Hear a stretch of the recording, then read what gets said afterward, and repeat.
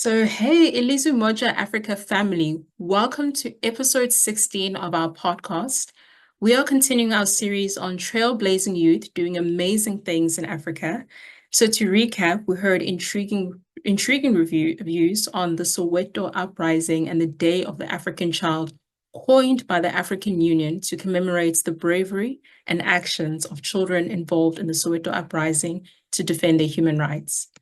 Today we're diving into a revolutionary discussion with individuals affected by the current circumstances in Kenya. But before we get into it, we would appreciate it if you follow us on Twitter at Ilizwi Moja or on Facebook at Ilizwi Moja and check out our TikTok at Ilizwi Moja Africa. Do not forget to like our videos and subscribe to our YouTube channel. I'm your host for today, Slindim Ntembu, an academic enthusiast, joined by my co-host, Heri Rianga, a youth mentor, author, and leadership coach at Shuja Rising Consulting from Kenya, as well as Katliso is also joining us as our social media volunteer at Ilizwi Moja. And our guests today are from Kenya. Our first one is called Roy Ben, and he is an international affairs consultant with a background at both Human Rights Watch and the United Nations, with experience in strategic planning and diversity initiatives. His tenure saw him coordinating high-profile projects and conducting detailed research on human rights abuses in East Africa. At the United Nations New York headquarters, Roy focused on inclusive hiring practices, furthering his commitment to promoting equality. His work emphasizes the importance of inclusive practices and offers valuable insights into the challenges faced by marginalized communities, making him a powerful voice in human rights advocacy. Our second guest is Eunice Njagi.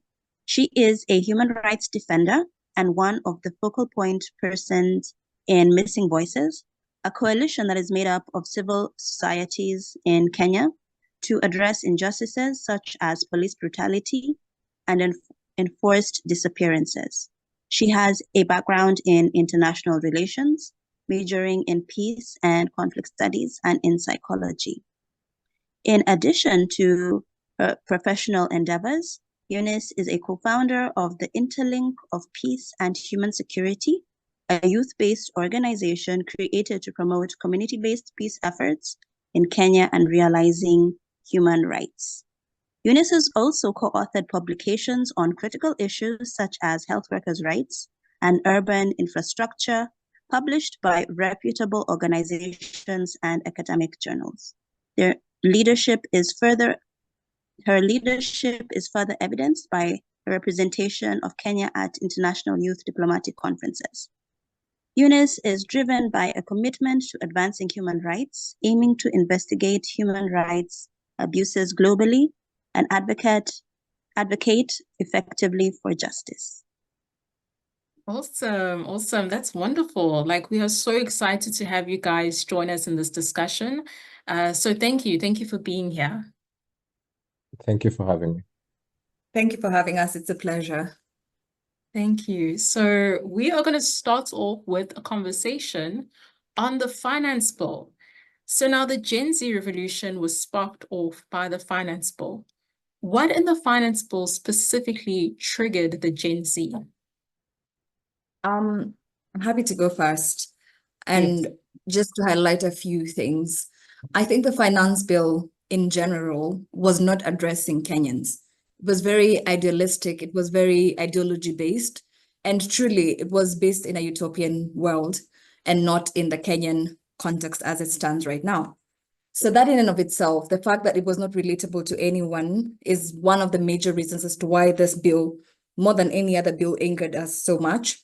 Because some of the few things that I'm happy to highlight are some of the taxes that have been put in that bill. And the first one being a motor tax of 2.5% of the value of your car. But there's a catch. It has been capped between 5,000 and 100,000 Kenyan shillings. So that means if you own a car that is much more expensive than 2.5% of that value, you do not get to pay tax. And if you know correctly, politicians are the ones who own, or the upper class are the ones who own those heavy cars, the guzzlers. So technically, they will not have to pay anything. So this was targeting the middle class citizens, right? And that's one of the first things that aggravated the anger, right? But also, they had a sanitary products tax, which is very, I mean, absurd to say the least, honestly. As it stands, we're already struggling to afford sanitary towels, sanitary products, and them Yes. trying to impose a tax on that was just not our cup of tea. Another one of the tax says that really just angered Kenyans is 16% tax VAT on bread, and not just bread. In general, they wanted to introduce VAT on the very domestic necessities. And to be fair, bread is already a secondary commodity in Kenya. Like not everyone, in fact, not everyone can afford to eat bread every single morning because it's now a privilege. Them introducing a VAT on this is honestly very absurd. Another tax, and I think I'll just leave some of them to Roy, but another tax that I think personally just struck at the heart of my anger is the DPA Act, the Digital Privacy Act. So technically, they were looking to exempt Kerry from the DPA Act, and they were looking to give Kerry access and giving them autonomy over people's accounts and records. So technically, Kerry can sort of vet your life and decide what you have not paid for. So they can access anything and everything that they wish to access from you. I mean, what happens to our privacy and confidentiality? What happens to our dignity, to say the least? So I think those are some of the things that really just got us really angry, and we just said, you know what, we cannot do this anymore. Yeah. To pick on what Eunice is talking about, other than the specifics alone, the way the bill itself was being pushed through it raised eyebrows because Parliament was very adamant that this bill must pass, regardless of whatever public participation was engaged. The executive, the president, was also on record saying that this is the bill that must go through Parliament. And when they start using language like must, they simply forget that they are there to serve the people. And that is one of the things that angered Kenyans a lot, especially Gen Z.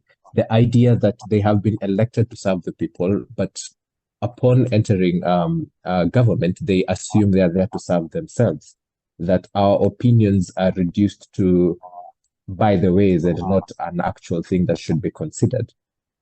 When you analyze the things that they promised, for instance, during the campaign, the president, then the deputy president, held a mega rally in the capital, Nairobi, where he had the women of the country, as he said, it come to endorse his presidency. It involved bringing all the women in leadership and in civil society and in so many other groups to pack an entire stadium to endorse his candidacy for presidency.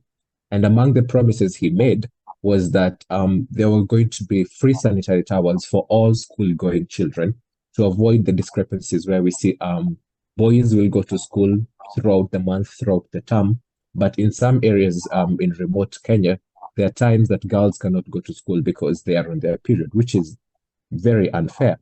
So for that same man to stand on a podium and say that now they are introducing a tax on sanitary towels, it's utterly very disregardful of the very things that he said. He goes on to say that upon giving birth, because at the time there was a project initiated by the former government for free maternity, and so he says he's going to push this further.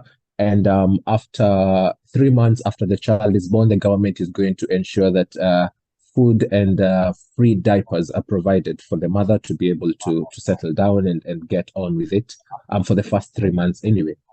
The same man then comes and says that he's now introducing a tax on diapers.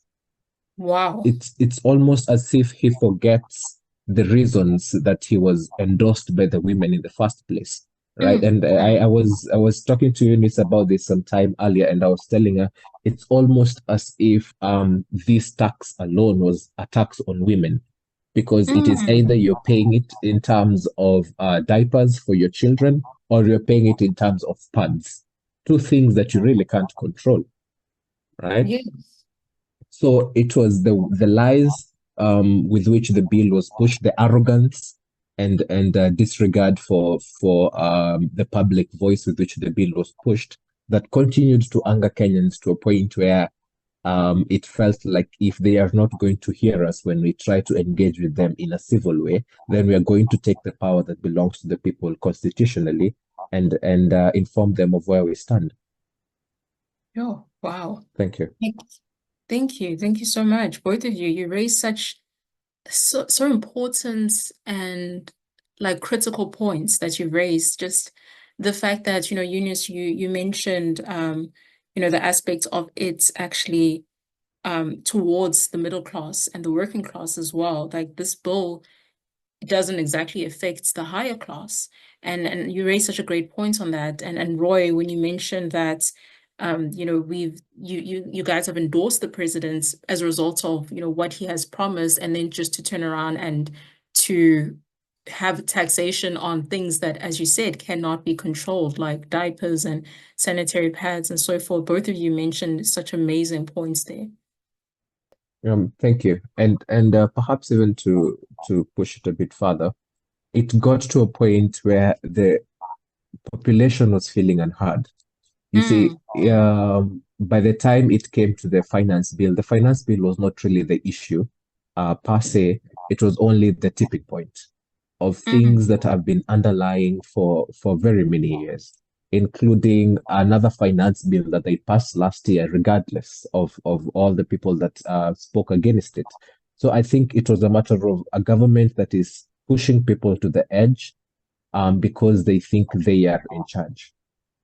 And the finance bill as it is was the tipping point, was where people said we've had enough with this stuff, and now we're going to push back, and push back we did. Right. And just to pick up of what where Roy left it off, honestly, the other thing was that these people are just very busy infantilizing us and our issues. I mean, they've ignored us for the longest time. And now that it's the Gen Z, quote unquote, that are now taking lead on this protest, peaceful protest, and just demanding accountability, they want to sort of infantilize it and infantilize us and make it look like, you guys don't know what you're doing. I mean, I'm sorry, but even a broken clock is right twice a day. So even assuming we don't know much, at least we know what we're demanding, which is transparency and accountability. And right now, I think it's actually Malema who says this. He says that if you're not going by the constitution, then you're a constitutional delinquent. This president and his people are exactly that. They're delinquents because they're not listening to the people. We, the people, shall. It's mandatory. They shall listen to us because we hold the sovereign power. But now, just going back to what Roy has said, it's not just about the finance bill. Before that, we've had these members of parliament, we had these politicians who are always on our social media platforms, and they're flaunting this random wealth. Of course, we know it's our stolen money. They're flaunting their children and how they've taken their children abroad. And the same people are going to table a bill in parliament requesting that we get taxed more for housing levy. We've never seen what that housing levy has been doing. We've been taxed for the last 9 months. I do not know what that money does. And they introduced it arbitrarily, they introduced it on a random Monday, and boom, our payslips now have negative, I don't know what percentage, because of the housing levy. And not just that, then they go back and tell us, okay, so now we are going to need you guys to be taxed more so that we can afford food for children in the public education system. I'm sorry, what? I thought the budget is supposed to cover that. So it's not just about this bill. It's a bunch of things that they've been doing over and over again, and we cannot see the change. Our infrastructure is absolutely terrible. I mean, we have crazy potholes on our roads, even in Nairobi, that's supposed to be the capital city. And every time we tell our governor about these things, he's laughing, he's busy clubbing and partying, he's busy showing this exorbitant lifestyle. So it's been a culmination of many things. Yeah. Thank you so much for the further information. It's absolutely horrific just knowing how all these things, it leads to us having to take a stance as the public. We need to take a stance, against this. And just actually that leads me to the next question on, the Gen Z movement has been leaderless, tribeless, which is always a huge win because I know tribalism is such a big issue, and partyless, which is, an achievement as far as African politics go. So why did they decide to go that route? Has it made the movement more successful, and how will it affect future politics in Kenya? Yes. So the best part about this movement is that everything ends with less. Leaderless, tribeless, partyless. We want less of everything. We want less of the lies. We want less of the structure that they've placed in everything that they do. Really, our policies are not working for us. They've put structures that make sure that our policies are not working for us. They've put a constitution that they are not upholding. So we have decided to do it a different way. We want less of the lies. We want less of those government positions if they're not working for us, right? So that is the biggest advantage that we have with this movement, because technically, and I think this is my favorite part, technically you cannot engineer people's anger with such a movement. Because if my anger as a tech person demands for me to find scandals on corrupt people and put it somewhere on a platform, then so will I. If your anger determines that we must go to the streets and peacefully demonstrate, then so will we.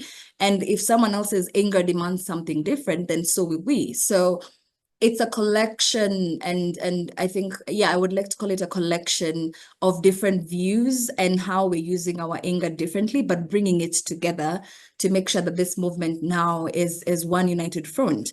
So I appreciate that now more than ever, because also not having a leader means that we cannot, not one person can be pointed out and sort of bought, or oppressed into silence, right?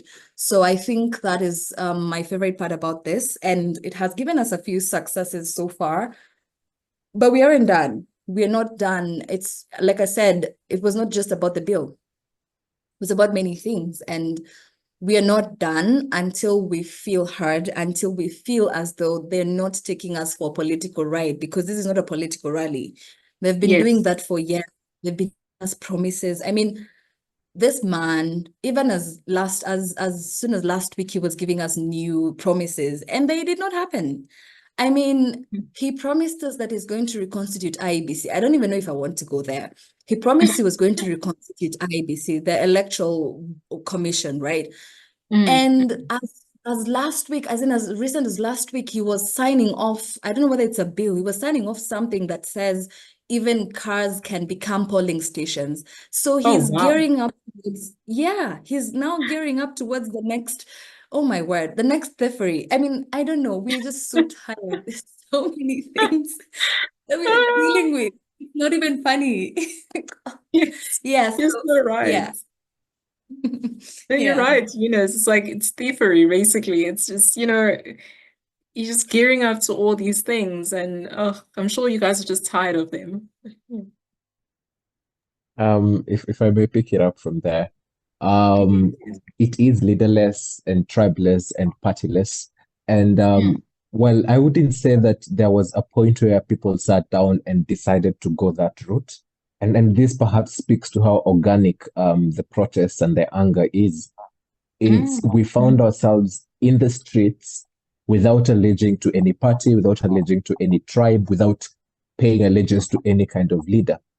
Typically in Kenya, protests in the past have involved specific tribes, and they have involved specific leaders who in the end sit on some round table with the government in some fancy hotel that majority of Kenyans can never afford to set foot in. They make some decisions about how they are going to divide cabinet positions, or how they are going to grant him some diplomatic post. And just like that, all the objectives of the protests are watered down simply because one man or a group of men have had their stomachs filled, leaving the very Kenyans who are on the streets, and the blood that was spilled on the streets by our police, who are a whole other issue. It all seems futile in the end. So this time round, we thought to approach it differently. That without a leader, they have no one to call and buy off. They have no one to arrest and kidnap or hold hostage somewhere for weeks, hoping the protests will end. Without a tribe, they have no ground to divide us. Because previously, of course, we've seen how people come out in their huge numbers And soon after, the very politicians come and say, oh, do not engage with members of that tribe. That tribe has always been violent. That other tribe has always been after money. And they end up diluting the whole essence of the tribe. So now this time round, they couldn't do that.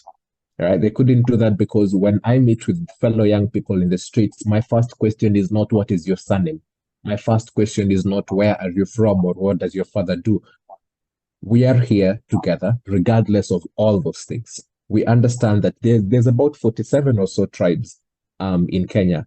If we were to be divided on these grounds every single time, it's exactly how we have ended up where we are today, right? We also refuse to engage in a political party because we know very well that, well, in our country, constitutionally, the Register of Political Parties, her office should be an independent office. But we have seen in the past that she pretty much reports to the president, which is unconstitutional. And I do not know whether it's out of ignorance or out of fear. But either way, we refuse to sign up for a system that is already designed to subdue us.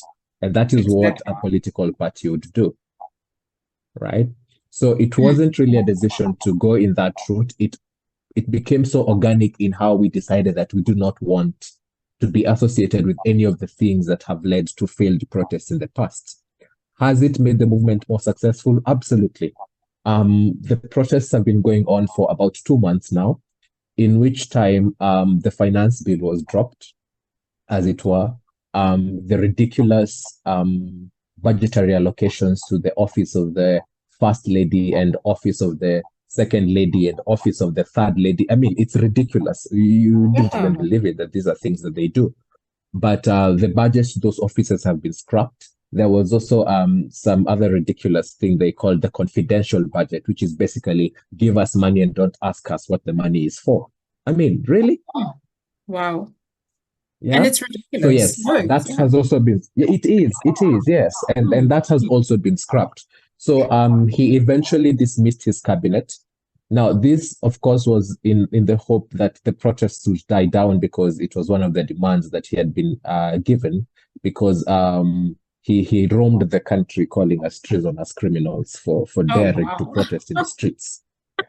I mean, yeah, and you see, by definition, treason is a crime against the people. I mean, the people cannot commit crimes against themselves. Exactly. He seems to be of the idea that he is the only patriotic Kenyan, which is what we needed to correct. So yes, the protest has achieved some things, and we are hoping that this is not the end of it, because the morale keeps being fired by the very things they say, by the arrogance with which they do their things. We are hoping that perhaps as we go on, we are going to achieve more. Firing cabinet is not enough, because we know he is only going to appoint more incompetent people to those roles. He seems to have an unholy allegiance to criminals and the corrupt. It's unbelievable, perhaps because he's one himself. But yes, so we have been able to achieve some of these things, and it will definitely affect the future politics in Kenya, in the sense that now more than ever, the public is involved in how they are to be governed. It's no longer them telling us what to do, it's us directing them on how to serve us. And any of them that feel that the stakes are too high or they are unable to deliver, they are always free to exit. There are over 50 million Kenyans who could fill that position as quickly as you leave. So yes, we are hoping that it's going to revolutionize Kenyan politics, whereby politicians will not walk around, as Eunice said, flaunting their wealth and all the ways in which they have stolen from us. We had members of parliament without any shame talking about how they have already accumulated enough wealth for their generation, so it doesn't matter if we do not re-elect them. I mean, by the time it gets to a point where elected leaders feel like they can speak down to the electorate in such a manner, it was due for change. And we are hoping also that with this, in the previous elections, Kenyan youth did not participate a lot in the elections because they felt it didn't make a difference. We have had elections in the past, we've voted for people, they have either been rigged out, or once they get in, they turn into something else, and they turn against the people. So this time round, we are participating very actively so in how we are being governed. As we speak, there is public participation ongoing on several bills that are in Parliament, and people are actually taking it seriously because we have realized that if we leave it to them, they are going to run us dry. Perhaps we should have mentioned this already. The finance bill exposed that there were also other bills that were in the lineup and that were almost getting passed that are absolutely ridiculous and violating the Constitution every which way. See, these people have gotten to a point where they think the Constitution is a suggestion. It's a list of suggestions of things they may choose to do. They fail to understand that the Constitution in itself is supreme. Yes. Right? It is not to be questioned. It's above every one of them that has sat in that house. They had a bill, for instance, that was aiming to control the right to peaceful protests, requiring that anyone organizing a protest has to inform the police at least 2 weeks or 3 days in advance, and they have to clearly state which routes they're going to use to demonstrate. And they are also trying to control the dress code, saying that anyone engaging in a protest must be dressed in a way that shows their face. I mean, it's ridiculous. My word. It violates a very clear law that says that Kenyans have right to peaceful protest. End of story. Yes. Right? Yes. It goes on. They also had a law that was a bill that was looking to change how land is managed in Kenya. Currently, before the government can acquire your land, they are required to go through the National Lands Commission, which will assess the value of your land and make sure you are fully compensated before the government can claim your land for whatever public project it wants. But then they had the audacity to suggest amendments to the land law to have it that when the cabinet secretary for lands wishes to use your land, they will just write a letter and that will be all. Your land is now belonging to the government. They are rotten to the core, and that is why they all have to leave one way or the other. Wow, so powerful. Like, I'm just, kind of just grappling with everything that you guys are saying, and it's honestly so impactful. Imagine Roy, Eunice, Harry, you guys are treasonous criminals. It's absolutely ridiculous. Right? It's absolutely ridiculous. Listen. Yeah. Sorry. Yes, that yes. man, one day he called us his children, and the next morning we were treasonous criminals. He needs to pick a struggle. He needs to pick a name for us. We will be fine with being called criminals if that demands accountability. But he can't just have, this is not war. We don't just chant things. You're a president. You can't just wake up and promise people things and lie through your teeth and expect that we will not do our due diligence. Of course we will. We put you in power. So you cannot just say things, and then when we demand for you to follow through with those things, you now start calling us criminals. Of course, we'll be criminals until we get what we need to get from this government. And it's a shame that we have to follow up on them to do their job. If you stand up today and say you can be a preacher, please get a Bible, read a Bible, and know how to preach to us. You cannot say you're a president and then look up to us to tell you how to be a president. Sir, please step down. Powerful words, Eunice. Yeah, and Eunice has brought up something that is actually quite interesting with how it has been going. Talking about preachers. You see, for the past 7-8 years or so, actually, if we are honest about it, William Ruto started campaigning for presidency in 2013. The moment he got in as deputy president, he right off started campaigning for his takeover that was supposed to come 10 years later. And his main podium, his largest stage, was the pulpit of churches. He has spent the last 7 years at a different church every Sunday. Where he goes, he is endorsed by the leadership of the church, and he supports some project the church is doing, be it building a perimeter wall, a house for the priest, buying a car for just something. and then also gives a brown envelope to the leadership, to the clergy, and also invites them to what they call a national prayer breakfast, which is something else that also needs to be looked at, if we are being honest. And so the church has for the longest time been complicit.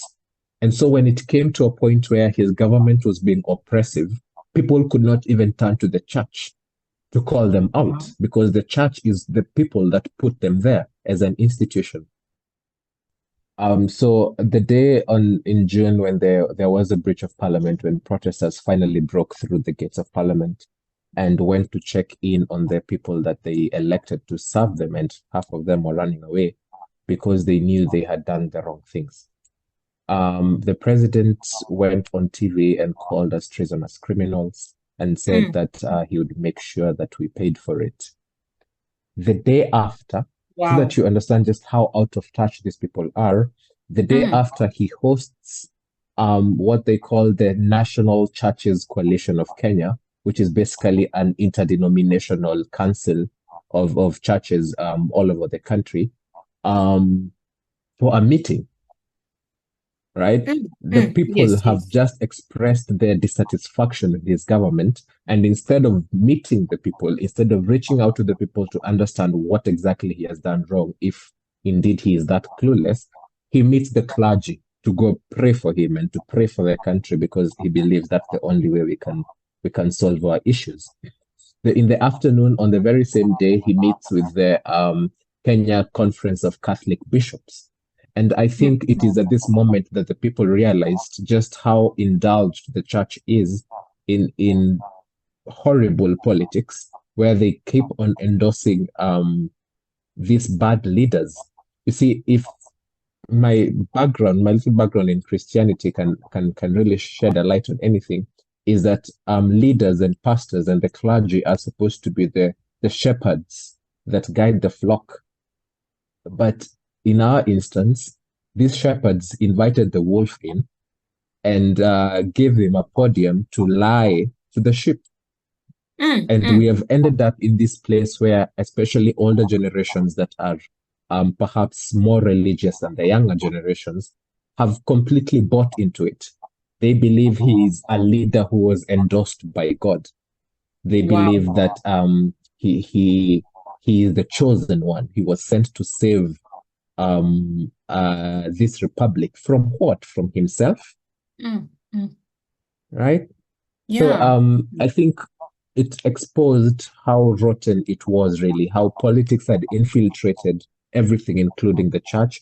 And as, of course, the Gen Zs have made sure that the religious leaders are also aware that we are completely dissatisfied with how they have behaved. We have had apologies come from a few of them, and they have said that they have pledged to try and on. So it doesn't only really change the future of Kenyan politics, I would say it also changes our religious practices as it is.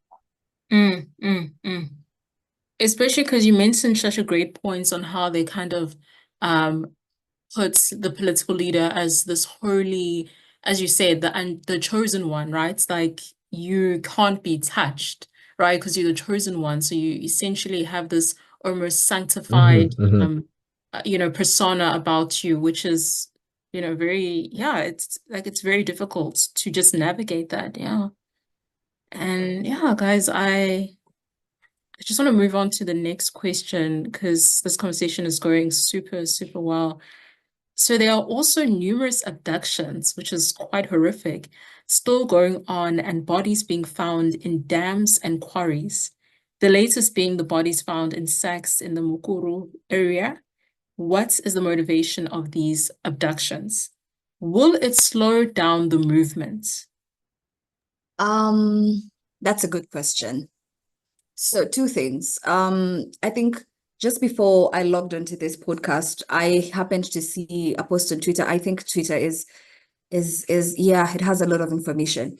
Anyway, so apparently some governor has been nabbed having used 1 million Kenyan shillings to buy a crate of soda. That's about 8,000 USD on a crate of soda, one crate of soda.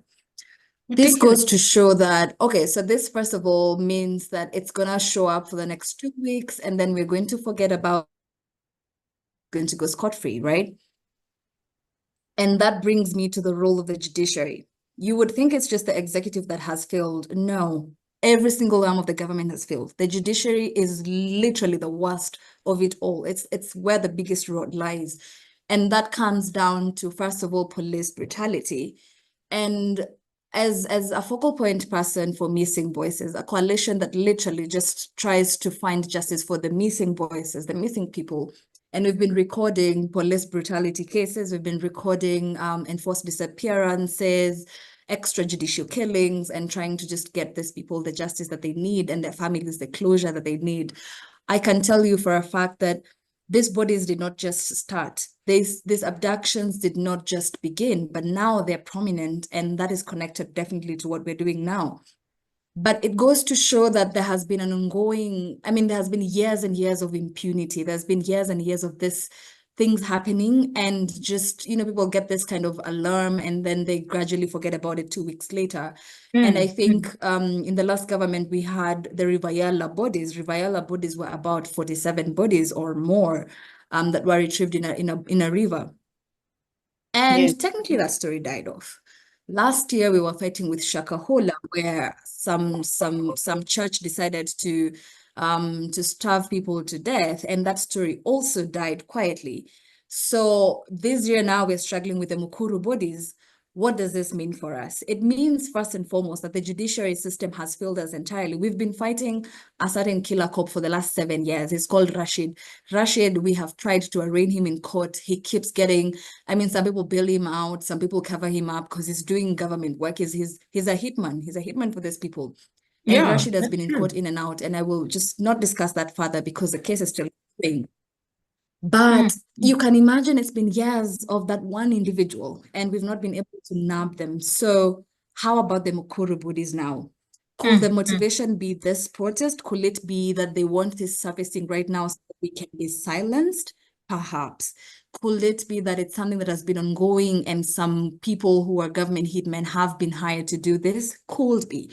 But how can we know this if the judiciary is not working? How can we know this if the court systems are not working? How can we know this if police are the first people in line to cause violence, especially the protests where you've seen them unleashing violence, live bullets on very peaceful people, young children? How can we be sure that this government is going to deliver justice? We can't be sure. So this is to just say that we cannot, or as I stand, where I stand is that we cannot even know what the motivation of the killings is. But what I can assure you is that the abductions are meant to silence this movement. They're meant to scare us, but they forget that this is not the Moi era. It's not where the torture chambers used to be a big deal, where you harbor people in a basement for 20 days and you torture them utterly and people don't do anything about it. No, this is an era where everyone is very educated. We know what international law is. We know what international humanitarian law is. And most importantly, we have a global community. It's not just Kenya yourself, right? So yeah, those are just my sentiments as it stands. The bodies keep increasing, and I think as of late yesterday or the day before that, they set the place on fire to hide the evidence. This country is like a movie, truly. It's like a movie. Everything happens so quickly, so fast, and then they try to cover up, and the cover up is also very poor, and then they try to make us forget, and they assume we'll have selective amnesia. Yeah. I like that you mentioned that they assume we have selective amnesia, because you're right. This is an educated group of individuals where you have a voice and that you have very, very important and valid points to raise. So it's, you're not dealing with people that don't understand, as you said, international law and all these kind of aspects. You're dealing with people who are fully aware of that and can practice their rights. And I think to pick up on what Eunice is talking about, when they talk about we are not our parents. This is not the era where we are afraid or we are scared. If you listen into the chants on the streets during the protests, the president and the government have been told that you cannot kill all of us. right? You have in 2 months managed to kill over 50 people and more, perhaps because some very many people are still unaccounted for, and very blatantly about it because they have killed them right outside Parliament, the very place that rights are supposed to be protected.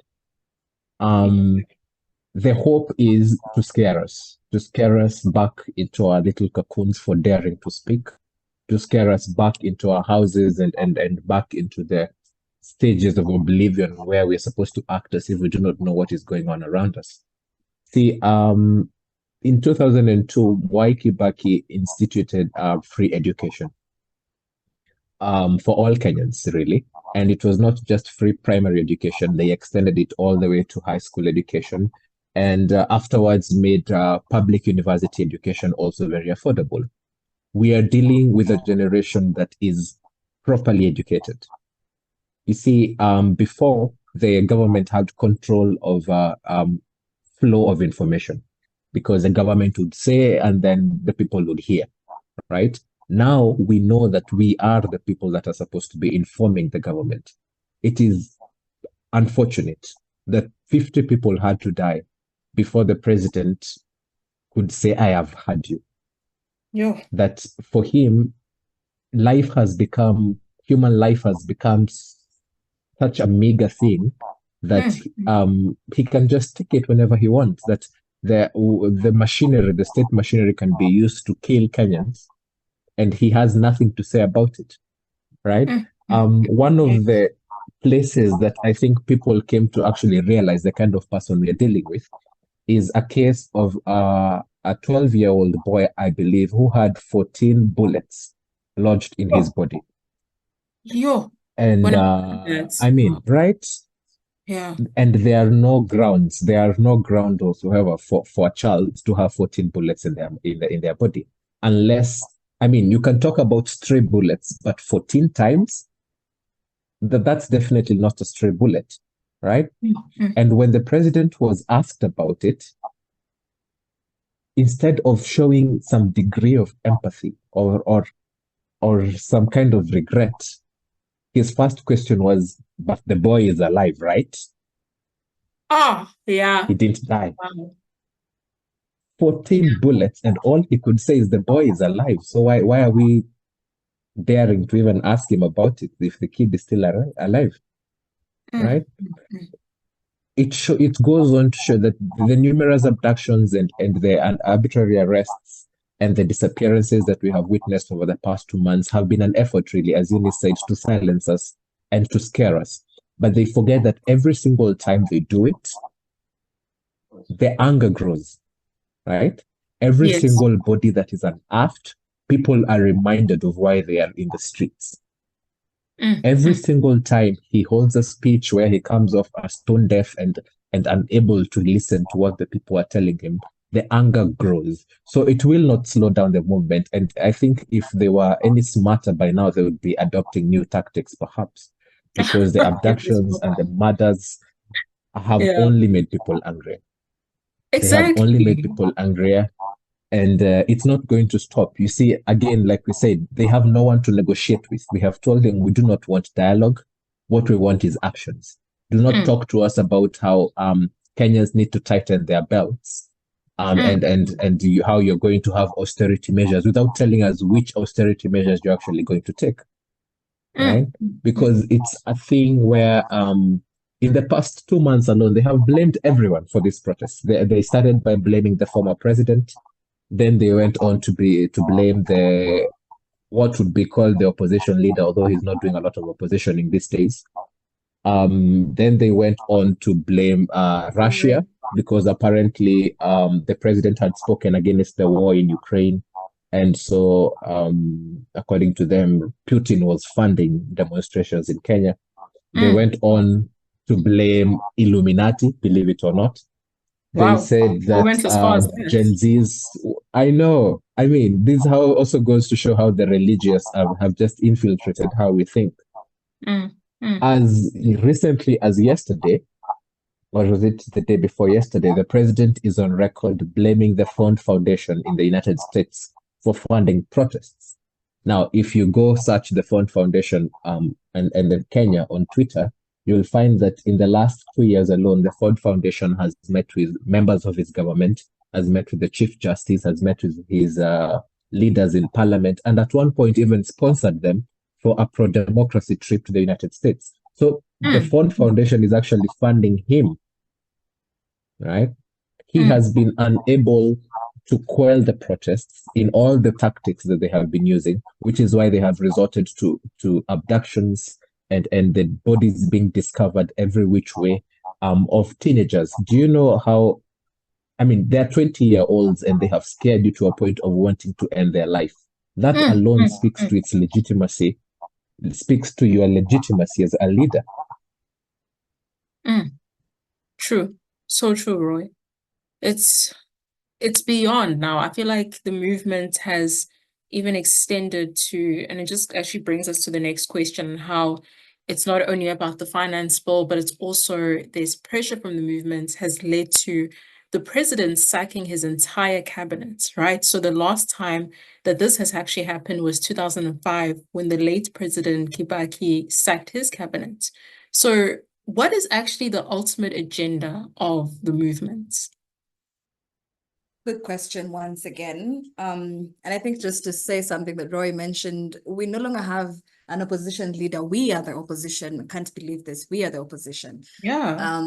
So it's our business to have offer checks and balances to the government. And that's exactly the agenda of this movement, to offer checks and balances to this government and ensure that the sovereignty of the people of Kenya has been sustained and the dignity, really human dignity and human security has been sustained, because that has been lacking for a very long time. And I think, just like Roy mentioned earlier, the first telltale sign for them should have been when a very huge number of Gen Zs did not vote anyone in the last election. That means we did not know what it meant for us to not vote, but we knew we did not want what was on the table for us. And so right now, where we stand, we're at a point where we know whatever is there is not serving us. And that's the truth of the matter. So we do not want it. And while we do not have a full and comprehensive manual as to what we want moving forward, I mean, to be honest, the government is sitting on a system that has been created since independence. So they technically know what they need to do because it's been there for a lot of years. But we know one thing for sure is that we do not want and we shall not take what is being offered because it does not serve us. And modern problems require modern solutions, right? So we know we are demanding transparency and accountability. That is the ultimate agenda of this movement. What that transparency and accountability might look for us 2 years from now is very different from what it looks right now, because right now we're dealing with the immediate issues. We want these things gone. We want these things written off before we finally find a standing ground to even have a voice, because we don't have a voice, truly. We don't even have, we've not even a seat at the table at all, right? I mean, I think the Minister for Sports is a 55-year-old man, and it's supposed to be a position for youths, right? So when I say we don't have a place at the table, we literally do not have a place at the table. So we need to, first of all, get to a point where we are addressing each other as equals and not as subjects versus their masters, because that's what they've made us right now. And that's exactly what we're addressing right now. Our anger is directed towards achieving our human dignity. Before then, we move to other things. That being said, we are starting to think about 2027, for example, the next general election. It's definitely not going to be like the last one. And I can assure you that it's not going to be like the last one, because now we as young people want to also be at the front line. We want to be in positions where we can make decisions on behalf of other young people. And so we're working and gearing up towards that. Something else that we're really big on is civic awareness. We're really trying to educate, especially the older generations, because these people have been just making decisions based on tribes, based on these churches that are no longer serving us. In fact, they're being used for money laundering.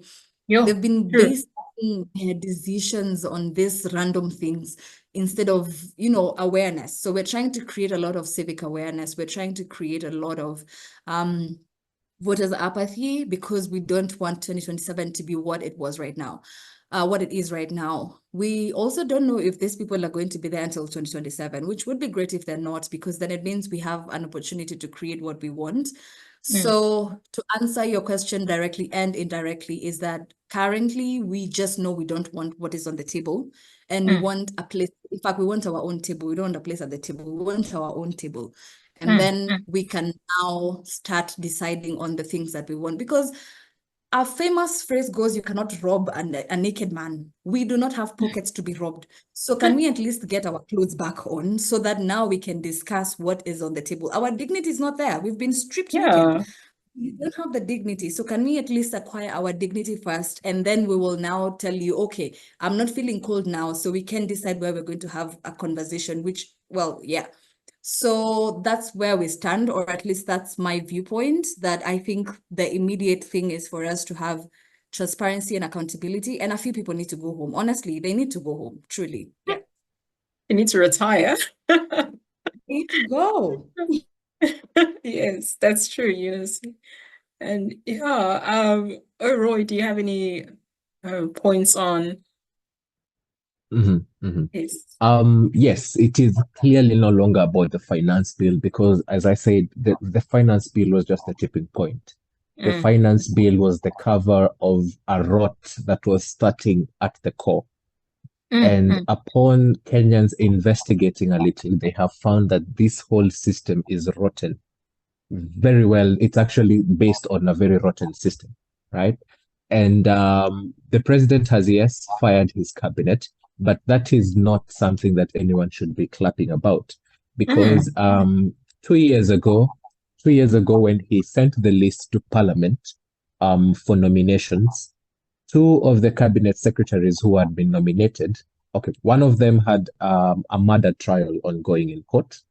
The other one had a rape trial ongoing on court. Two of them had been fired from previous governments for corruption. And then there were others who had their own issues just from the onset, as it were. And when he tabled this list in Parliament, the opposition members of Parliament told him that they do not even know where to start with these people. That he seems to have, as I said earlier, have an unholy allegiance to criminals and thieves and just people who should not be in public service. And he was warned, he was told by members of the opposition that these are not people you can run government with. And it may take you 1 year, it may take you 2 years, but eventually, Mr. President, you will come to the realization yourself. So that was a warning he was given 2 years ago when he got into office. Last year, in August, the cabinet was signing performance contracts, which is ridiculous because they had done a lot of nothing. They were signing performance contracts, and the president angrily gave a speech talking about how, as president in State House, he seems to be more aware of what is going on in the ministries than the ministers themselves. So there were already tell signs, even by his own non-existent standards, that these people needed to go home. As far back as last year, August, did it have to take Kenyans dying on the streets for him to understand that people actually do not want his cabinet? So no, we are not going to clap for him because he fired his cabinet. That was what he was supposed to do. He was not supposed to appoint them to begin with. The comparison with Mwai Kibaki sacking his cabinet is actually trying to give some legitimacy to the current government, which it's undeserving of. Mwai Kibaki fired his cabinet because his cabinet, again, failed to understand what the people wanted when it came to the referendum. They conducted a referendum, and the opposition, which was anti-constitutional changes, won, which meant ideally that the cabinet was out of touch with the people and they failed to understand what the people wanted. So the cabinet in 2005 was fired on grounds of principle, that they no longer understand the mandate of the people. This one has been fired on grounds of incompetence. They're really two very different things. The ultimate agenda of our movement. The unfortunate thing about our movement, if I may say it like that, is that we are very aware of what we do not want.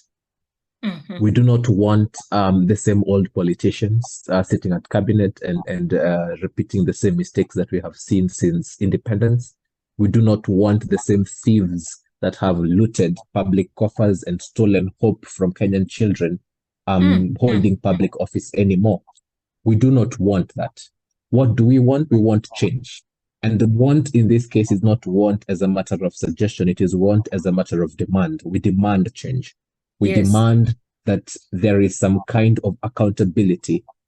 We demand that the independent institutions are left to do their work, that they are not used to further political agendas. As it were, right now, the DCI, which is the Directorate of Criminal Investigations, and the National Police Service are a tool for the executive, so that any members of parliament who vote anti-government or who seem to be vocal against the government will be arrested. Abducted is the correct word because of how it is done. Any youth that engage in protests are getting arrested. That is the government using the state machinery to further political agendas.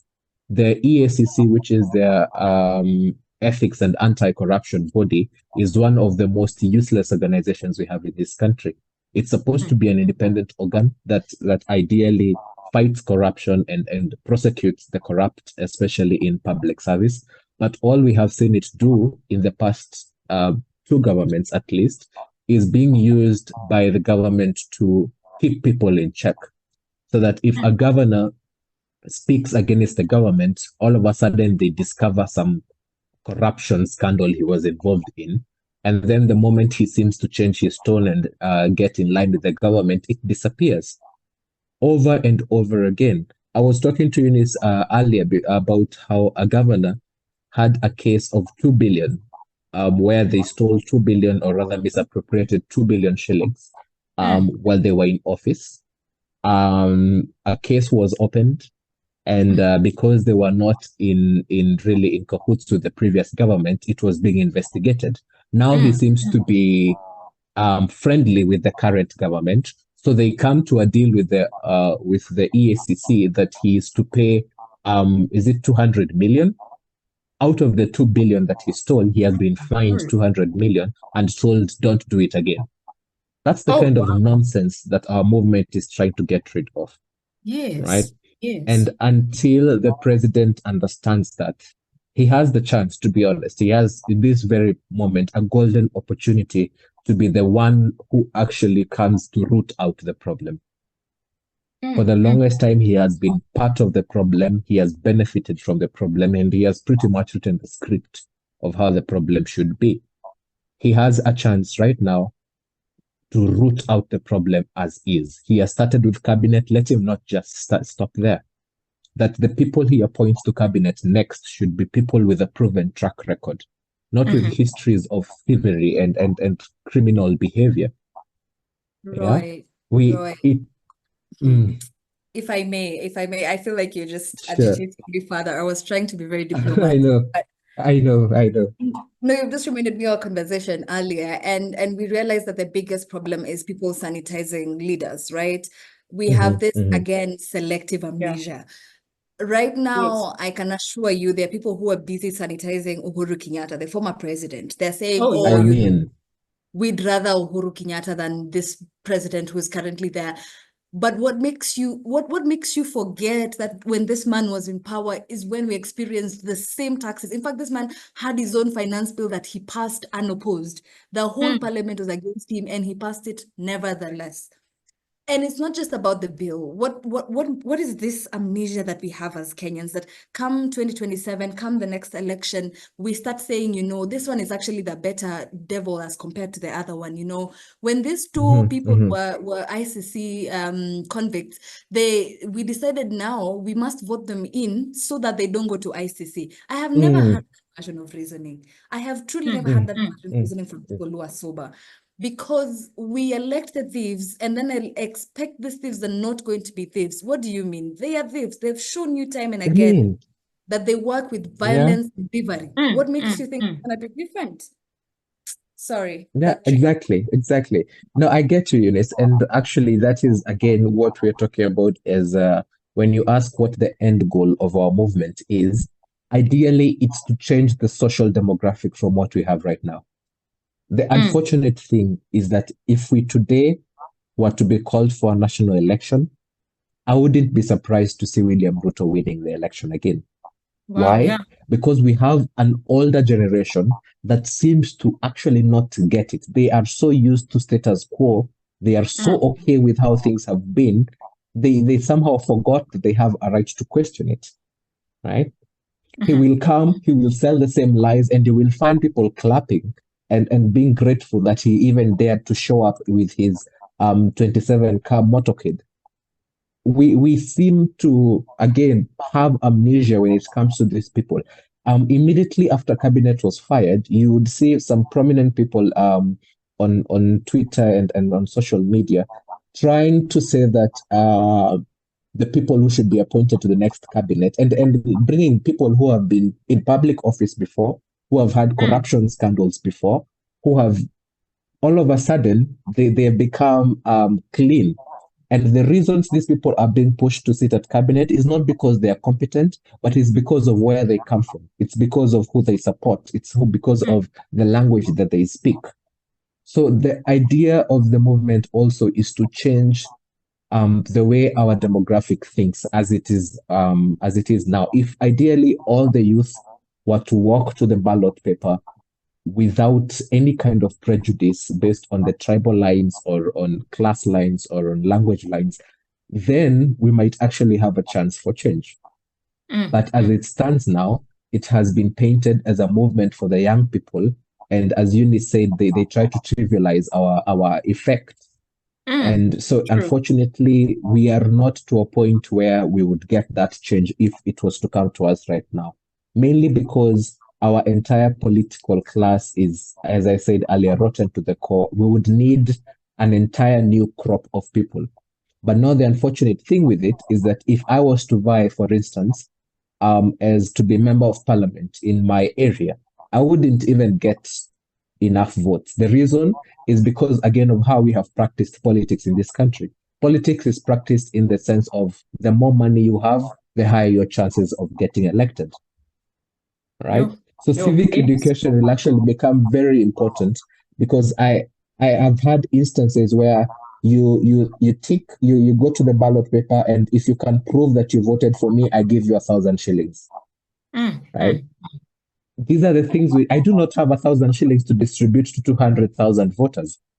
Right? But you know who does? Someone who has been in public office for the past 20 years, who has been stealing every which way. Right? To try and sanitize these people, which is what has been attempted by the opposition, by the church, try and clean. Eunice talked of Uhuru Kenyatta, and everything that we are witnessing right now, the script was written by Uhuru Kenyatta. He ran what was called it's not even a black site really, because there were several of them, where he would abduct people and then you would never hear from them again, using some clandestine police force that was not reporting to anyone but him. He is the one that tried to turn our country into a banana republic, and we refuse to let him have a say in what change is supposed to look like, because he is part of the problem. So the idea of the movement, the ultimate agenda of the movement, is to have change, have accountability, and instead of just talking to the people, as he said, we talk with the people. We listen to the people. Yeah, so I think that is what we are really hoping for, some kind of change that will give future generations hope. Because as it stands right now, we are having a very hopeless society. So, wow, guys, the conversation is going really, really good right now. And just a lot of engagements, especially what I'm gathering is that, the movement, it basically has concepts where you guys do not want to continue with the old ways of going about, how this country is being led, how Kenya is being led, and having a new fresh new, perhaps cabinets and new ideas, youth-led ideas. In fact, as you stated, I think Eunice, you mentioned of bringing the table, that you guys are literally bringing the table and ensuring that you put in your stance, your perspectives on so many things. So this is good. This is really, really good. So now a question is on social media, very huge thing for the Gen Z population. So what has social media, especially Twitter, X Spaces, played in this Gen Z revolution? Right. Thank you for the question. So for the longest time, we were called KOT. Kenyans on Twitter were very famous for, well, having an opinion on many things and everything. And this has now come to play a very major role in this revolution. And as you may already know, the Arab uprising or the revolution of dignity also started on social media. It was on Facebook platforms at first and then amplified on different platforms. And I think that's exactly what has happened with this revolution. It didn't, and I think Roy said this when he was starting his sentiments. It wasn't organized. We didn't wake up and say, hey, what's up? We need to do this. No, it was a tweet here, a tweet there. And we realized that we all have this kind of, we're disgruntled by whatever is happening in our country. And to be honest and to be very fair, I do not recall one person saying, let's go to the streets. No, it was just a collective need and urge from everyone, especially on Twitter, because we just felt like, look, let's go to the streets, let's be peaceful. And from there on, it became our main source of information. Let it be known that this generation is not one that sits in front of televisions, except now that we've been turned into our parents. We hardly ever sit in front of our televisions to try and catch up on news at 7 p.m. or 9 p.m. So Twitter has been our greatest source of information for the longest time. That is where we catch up on the latest and just in that and just divulge. So when this came about, that was our normal news platform. That was our usual. So it didn't come as a surprise. It didn't come as oh my God, we are rallying everyone to just now get Twitter accounts. No, we were already there because our generation is the most tech savvy in this country, right? It gradually went to Twitter and to so many people, and then we realized it's actually something very collective. And it doesn't help that the politicians were also on Twitter trying to, again, trivialize this and making it look like we're just jokers and we can't do anything about it. So I think that was sort of an indirect dare to us, that we dare you to actually do something about this. And so we did. And so it's just been very major. Posters showed up, someone else showed up, and they developed, crazy. They developed a USSD where you can just, if you want help, and it was just beautiful to see. And so that's how X became our main platform, so to speak. The fact that you're able to use social media as a platform to gain information and to also provide that information, right? To actually spread that information, and how it's interesting because social media is able to really go to reach so many different people. And I love the fact that you use that space in order to reach those who are also like-minded and understand the strife that you guys are going through. I think the most brilliant thing about this whole thing is perhaps the one thing we can actually thank the previous government for is ensuring that internet connection in this country was properly done. Yeah, because what they have done in that instance, and I think honestly, if we can just point out two things, that would be the first thing that we would say he properly did by the time he left. That internet connection was rampant across the entire country, and all you need is a smartphone, and then you have access to all kinds of information, and you are somehow involved in the trends that are being set in our country. And so social media has been a great tool as far as spreading awareness of what we want, as far as spreading awareness of how bad the situation is, and also as far as mobilizing the youth to come together and speak in one voice. See, previously, protests in Kenya have been held by, say, on Tuesday the 16th, let us all meet at, say, Kasarani Stadium. and from there we shall go to march in the streets. This one, and before they even meet at Kasarani Stadium, the police are already there and they're already causing chaos. And so the protest loses its morale right in the morning. This one doesn't have that kind of meeting spot. Yeah. And the only way people are actually mobilizing is online. We are going, and we are not going in the sense of you have to be there, is I am going to be there. If you are unable to attend, it is fine. Find other ways to support the movement. Retweets, send tweets, hashtags, support the hashtags, and spread the message if you are unable to come to the protest. And if you are unable to come in the morning and only able to attend in the afternoon, well and good, be present. As Uni said, it is a matter of everyone using their skill to support the movement. So that now, for instance, the moment we started, we had a GPT that was formed called Finance Bill GPT, whereby anyone that had not read the bill, as it were, and was curious about what it was actually saying could go to AI and they would be able to get straight answers from the bill. That was from IT Gen Zs who developed it in record time. Soon after that, they developed another one called Corrupt Politicians GPT, so that by the time we give a politician a platform, we are aware of their record. And this Corrupt Politician GPT has all the records of all politicians who've been involved in any kinds of scandals, right? And all you need to do is search their name, just type in their name, and it brings you all the scandals they've been involved in up to 3 governments ago. So what we are saying is that social media has actually proven how powerful our voice can be when we come together to speak as one.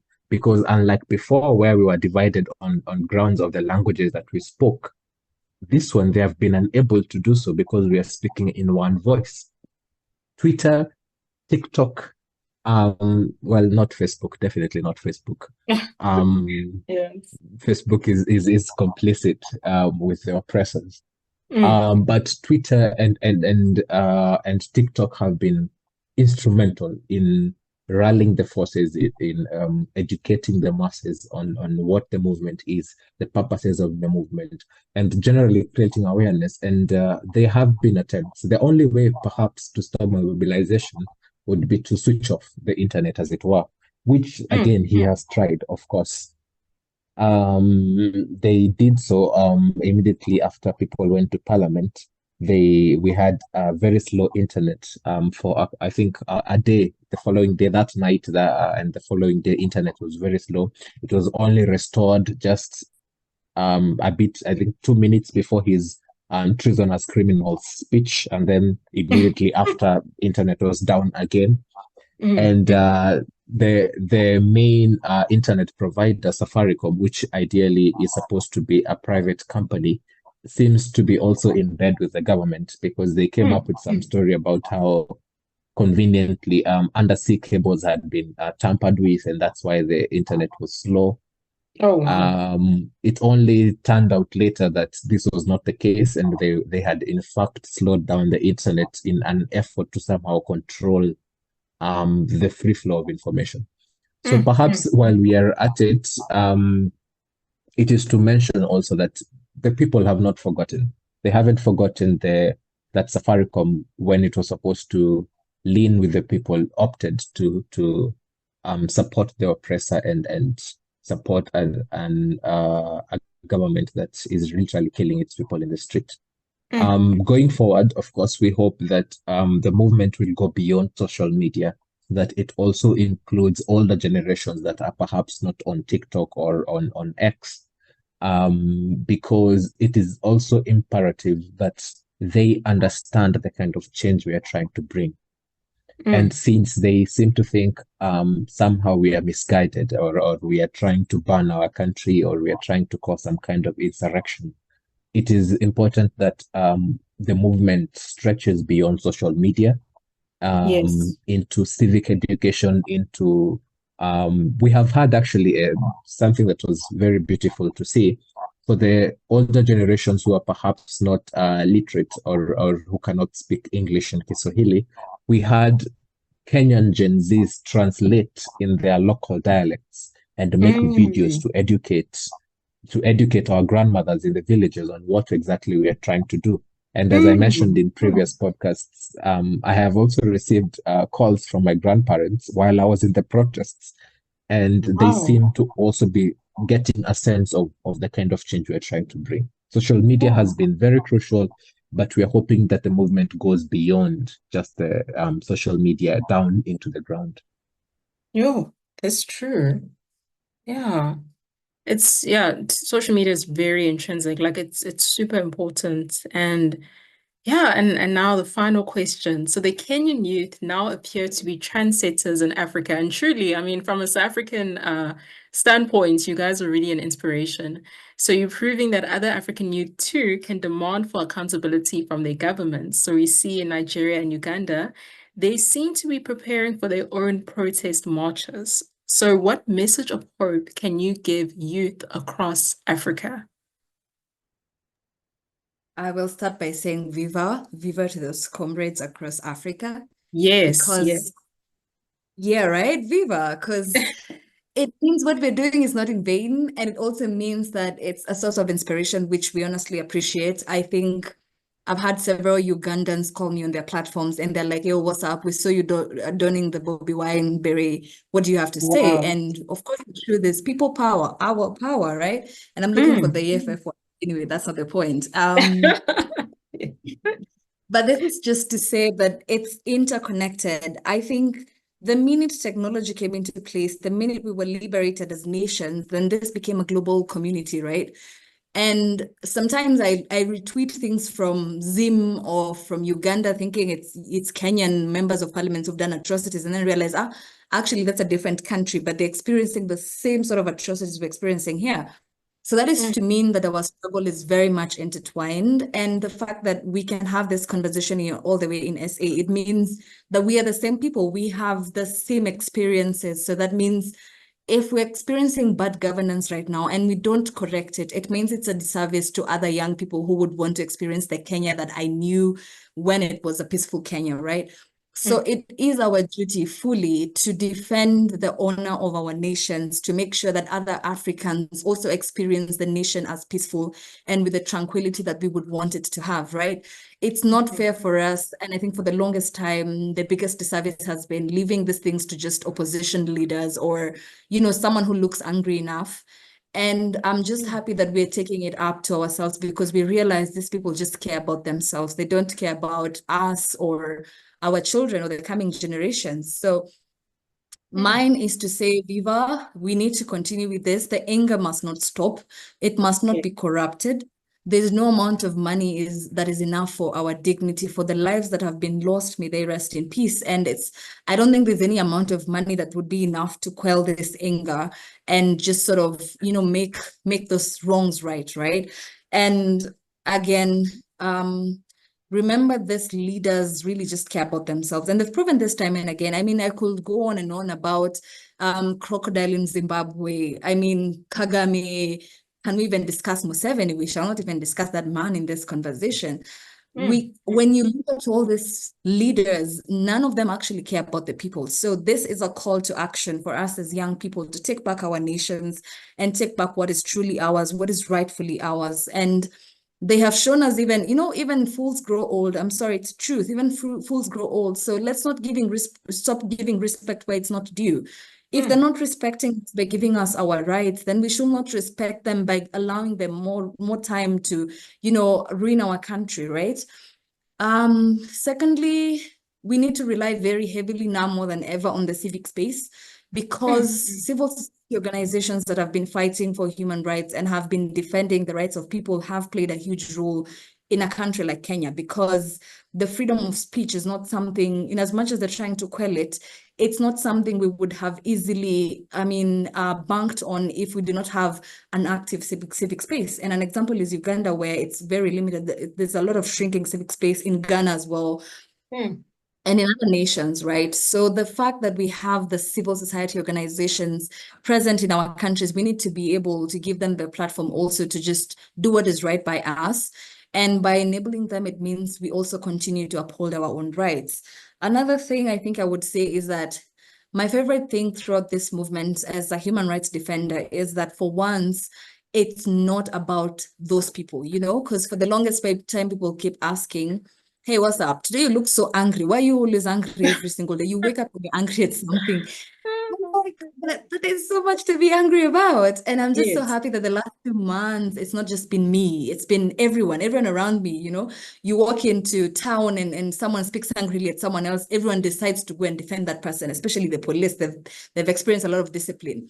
On the roads, when there's traffic, normally politicians used to just put on their alarms and then they just ask us to excuse them as though they're ambulances. The last 2 months have been very, so we appreciate that. And that's just to mean that this does not stop here. Once a human rights defender, always a human rights defender. So this is a call to action to other African youth that we all need to be human rights defenders and hold these people accountable. And I mean, crimes against humanity is not something we shall tolerate or should tolerate. Last but not least, this is for the leaders really to just remember that history shall judge them, and it shall judge them very harshly for taking people's lives for granted and even our futures. I can't even believe that at my age, my mom had land and a house and children, and she was thriving, and a job, and she was thriving. Right now, so many young people are unemployed.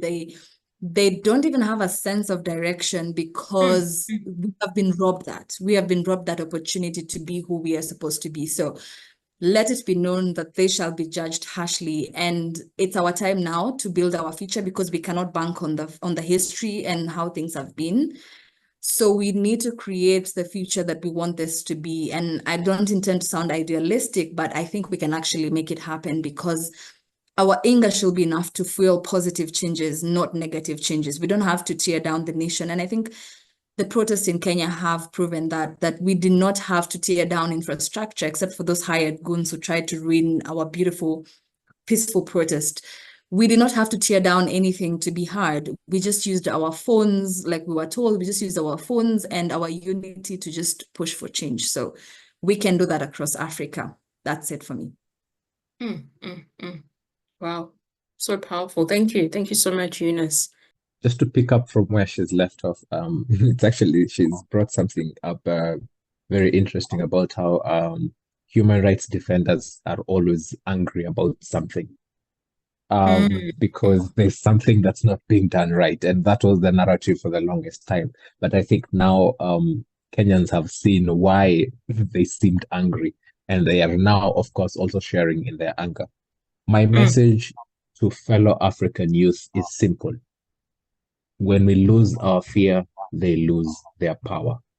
It is a phrase that was very crucial in mobilizing Kenyan youth, because of course there was the reservation that we'll go to the streets and the government has started a whole crackdown on young people.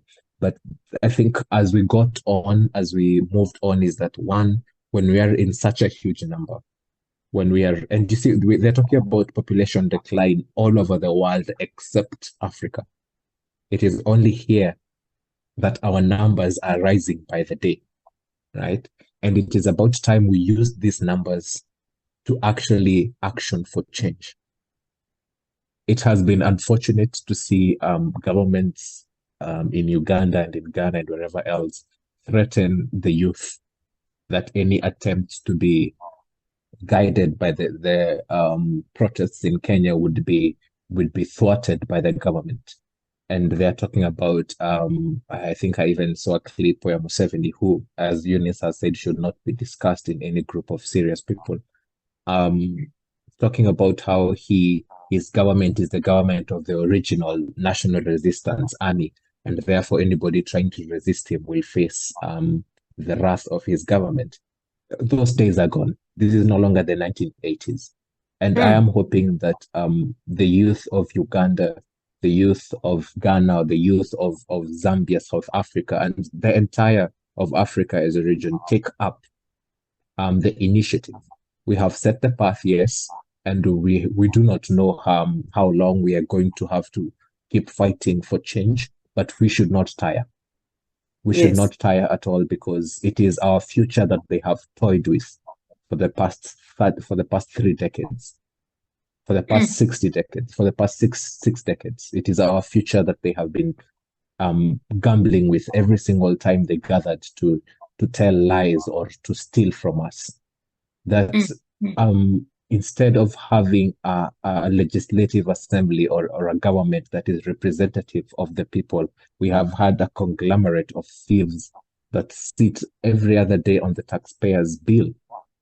That is not to be the situation of the future. When we lose our fear, they lose their power, because their power is purely based on them scaring us, because we know they're doing the wrong things. Wow. Yeah, that's amazing. That's a great way of ending off our podcast, guys. Just viva to the African youth. We've got this. When we lose our fear, they lose their power. That is absolutely amazing, and such a great way of just ending off. So this was truly a revolutionary discussion as we looked into the tenacious spirits of the young people fighting for their rights. So we hope you, our audience, enjoyed this discussion. Don't forget to like and subscribe to our channel, as well as click the notification bell so that you can stay on top of our new episodes once we release them. So be on the lookout for our next podcast episode as we continue our discussion with trailblazing young leaders. Bye for now.